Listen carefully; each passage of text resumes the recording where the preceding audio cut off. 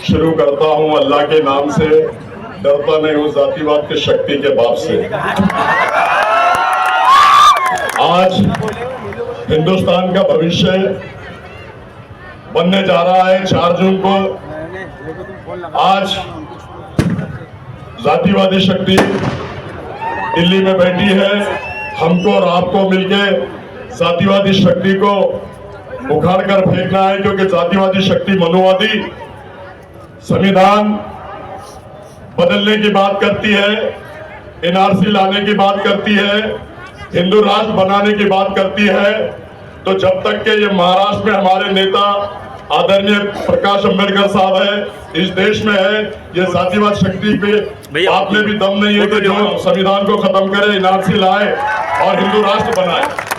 आज मैं आप लोगों को बताता चलूं कि आप सबको माननीय आदरणीय प्रकाश अंबेडकर साहब को सुनना है, लेकिन जो ये रूमर्स फैला रहे हैं, जो हवा फैला रहे हैं कि प्रकाश अंबेडकर साहब ने एक मुसलमान के खिलाफ मुसलमान दिया, तो मैं आप लोगों को बता दूं कि पूरी शिद्दत और पूरी ताकत के साथ प्रकाश अंबेडकर साहब का ये सिपाही आप लोगों के सामने बोलता है, पूरी ताकत के साथ। बाला साहब मेरे पीछे खड़े हैं, दलित समाज मेरे पीछे खड़ा है। 2 से 2.5 लाख वोट दूसरे कैमरे बाला साहब के शुरू होंगे और उनको 1 से 2.5 लाख तक आना पड़ेगा। मैं मुस्लिम भाइयों 25 साल से आप लोगों की खिदमत कर रहा हूँ, आप लोगों के साथ हूँ। हर मसले मसाइल में मैं आप लोगों के साथ आता हूँ। तो आप लोगों को आने वाली 4 तारीख को 13 तारीख को 4 नंबर के बटन को दबा के भारी अक्षर से, मुझे नहीं बाला साहब को आपको ताकत देना है, बाला साहब के साथ सिपाही को ताकत देना है और लोकसभा में जाकर मोदी और अमित शाह की आंखों में आंखें डालकर ये अफसर खान बात करेगा, ऐसा मैं कहता हूं। दूसरी बात मैं ये बता दूं कि बाला साहब पूरी डंके की चोट पे अफसर खान के पीछे खड़े हैं और डंके की चोट पे अफसर खान औरंगाबाद शहर से और जिले से चुन के आएंगे। डंके की चोट पे आप लोग मुझे साथ देंगे। और ये लोग बोलते हैं तो सुन लो, ये कितने लोगों को कहां गिराते हैं।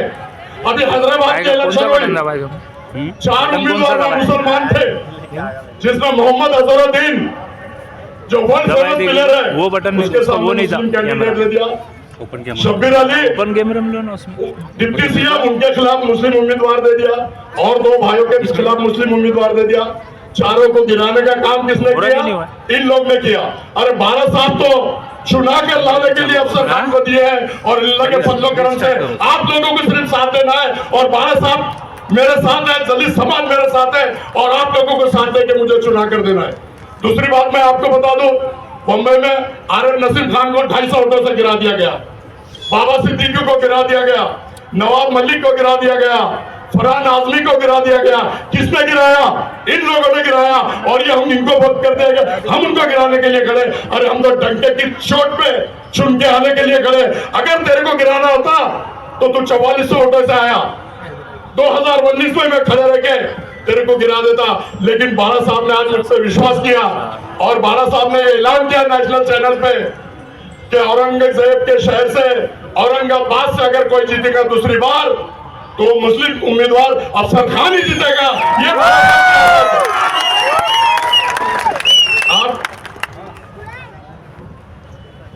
आज आप लोगों के सामने जैसे 2 बार उन लोगों ने झोली फैलाया और आप लोगों ने उनकी झोली भर दिया, तो आने वाली 13 तारीख को आप लोगों को गैस के बटन पे दबाकर इतनी जोर से बटन दबाओ कि ये बच्चा लोकसभा में जाए और जातिवादी शक्ति को उखाड़ कर फेंके, ऐसा मैं कहता हूं।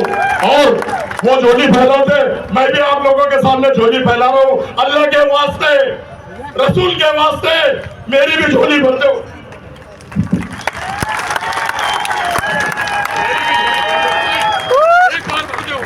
एक बार भरेंगे तो बार बार भरते रहेंगे, ऐसा मैं कहता हूं। भाई लोग माइक दो ना, माइक।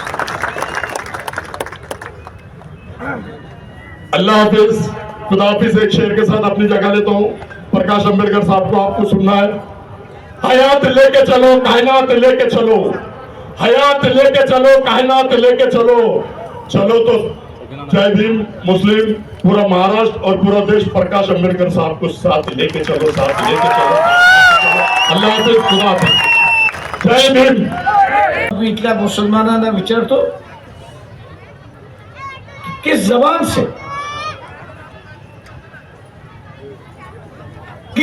से आप ये कह रहे हो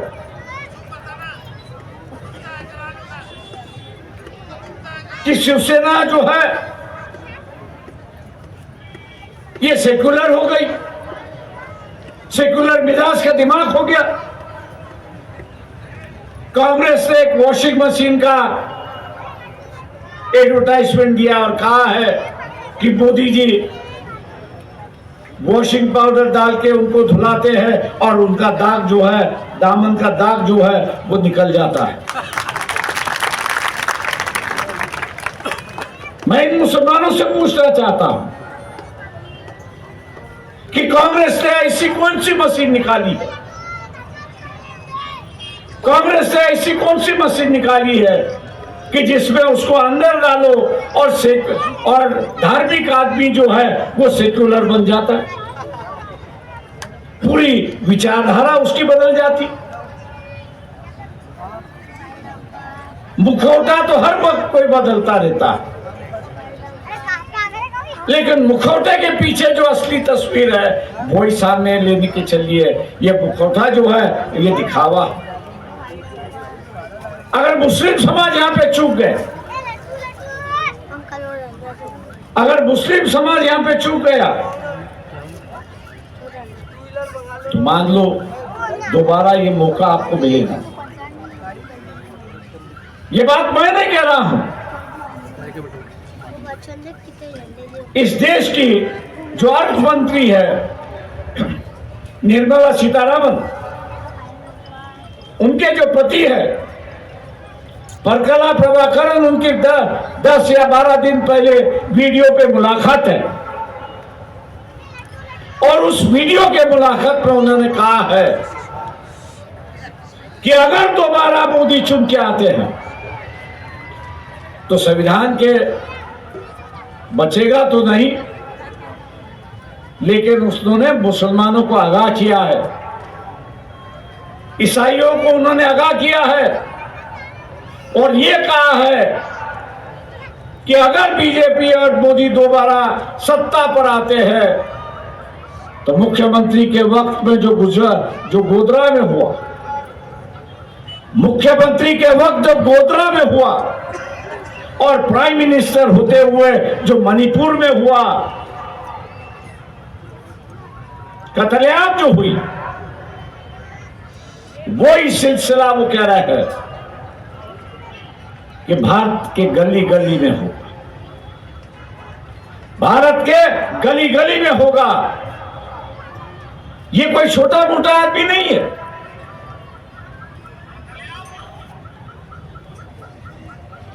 जिसके बीवी के हाथ में इस देश की पूरी तिजोरी है और उसके सही के बिना, सिग्नेचर के बिना या कुछ हिलता नहीं है, ऐसे व्यक्ति आपको आगाह करना है।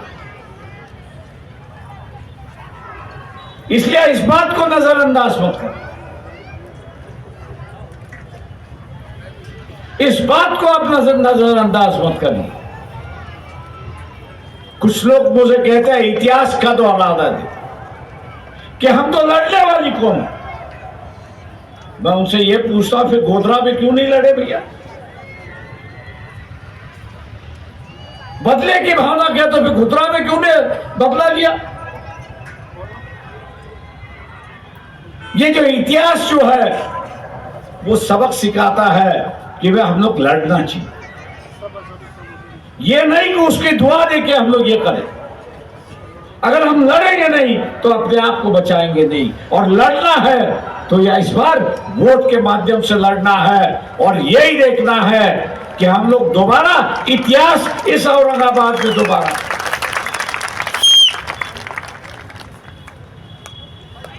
जैसे पहले वक्ताओं ने यहां पर कहा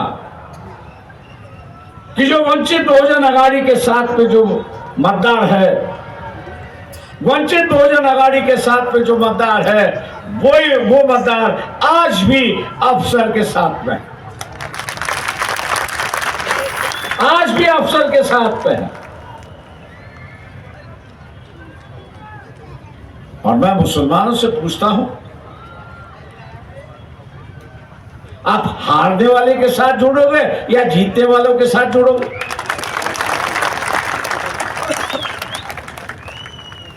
गलतियां तो मुसलमान करते आ रहा है। औरंगजेब पे मजहब पर वंचित बहुजन आघाड़ी है। मोहम्मद पैगंबर का दिल जो है वो वंचित बहुजन आघाड़ी ले आए। हिजाब के खिलाफ यही सम्मेलन होने वाला था और उस लड़की का सत्कार होने वाला था। कौन कह रहा था?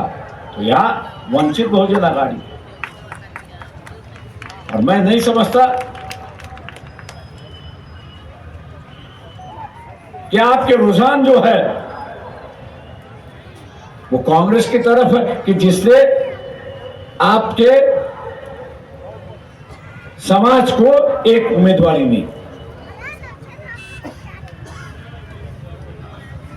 महाराष्ट्र में एक भी उम्मीदवारी नहीं, राजस्थान में एक उम्मीदवारी नहीं, मध्य प्रदेश में एक उम्मीदवारी नहीं दी। और मुसलमान आज ये कह रहा है कि हम कांग्रेस के साथ जुड़ रहे। जो गलती आप लोग ने पिछली बार की, मुस्लिम समाज ने तो पिछले बार जो गलती की और उसकी वजह से बीजेपी आई है, आज उसकी वजह से बीजेपी आई है। इस बार भी अगर मुस्लिम समाज गलती करेगा, इस बार भी अगर मुस्लिम समाज गलती करेगा तो बीजेपी आने का दोष जो है वो मुसलमानों पर यहां पर हो। मुसलमान क्या चाहता है कि बीजेपी की सरकार ना आए, नरेंद्र मोदी प्राइम मिनिस्टर ना बने।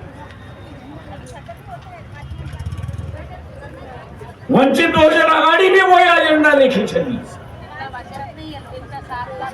फिर आपको जुड़ने से कतराते क्यों?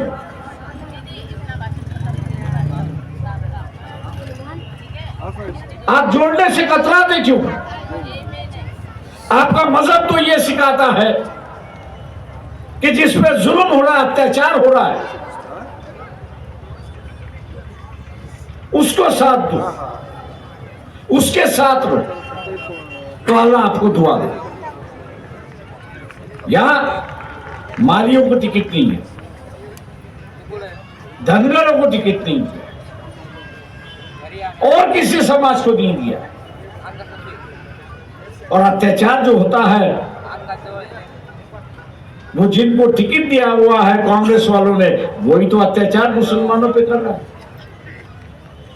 इस बात को आप भूल गए। एक नया रास्ता, दोस्ती का रास्ता, भाईचारे का रास्ता, विश्वास का रास्ता, सेक्युलर का रास्ता वंचित बहुजन आघाड़ी आपके सामने रखा। वंचित बहुजन आघाड़ी आपके सामने रखे। आज बीजेपी और नरेंद्र मोदी ये कह रहे हैं, इनडायरेक्टली कह रहे हैं कि कांग्रेस का जो एजेंडा है वो मुस्लिम लीग का एजेंडा है, और उसके आगे जाके ये कह रहे हैं कि देश का बंटवारा हो। कभी आपने सोनिया गांधी, राहुल गांधी, खड़गे ने इसके खिलाफ का बयान दिया, ये आपने सुना है? जिनकी हिम्मत नहीं है अपनी इज्जत बचाने की हिम्मत नहीं है, वो आप लोगों की क्या हिफाजत है? आपकी अगर हिफाजत करना है तो आपको ही हिफाजत करना जरूरी है। और इसलिए मैं आप लोगों से ये कहता हूं कि हम लोग की कोशिश है कि मुस्लिम समाज अपने पैरों पर खड़ा हो, और इसलिए इस इलेक्शन में 5 जगह जो है वो मुसलमान कैंडिडेट हम लोग ने उतारे। अफजल खान उसमें से एक है। वक्त हो चुका है। वक्त हो चुका है, इसलिए मैं आपसे गुजारिश करता हूं, विनती करता हूं कि ये तीनों उम्मीदवारों की जो निशानी है ये गैस सिलेंडर है। गैस सिलेंडर का सामने का बटन दबाकर इनको भारी वोटों से जिताइए। इन्हीं लफ्जों के साथ रजा लेता हूं। खुदा हाफिज। यानंतर वंचित बहुजन आघाडीचे जिल्हाध्यक्ष